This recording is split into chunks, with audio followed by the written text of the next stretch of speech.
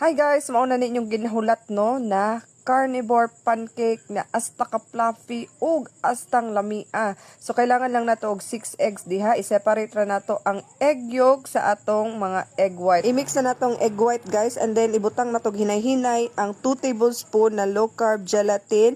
I-mix-mix lang until ma-well combined ug mahimo ng icing ang iyahang dagway. Nata diri collagen peptide from Perfect Match Low Carb Selection. 5 tablespoon collagen peptide. Hinay-hinay lang nato butang diha, and then i-mix-mix lang nato until may ani ang consistency. Pagkahuman, i-fold lang nato ang egg white diha sa atong egg yolk nga mixture. Fold lang gently until ma-well combine og ang ani na iyang kalabasan. Pork oil ang atong gamit diriha na mantika guys, and then nakita ninyo diha no, number 4 ra na siya kay dapat low heat lang nato nilutoon ang atong pancake.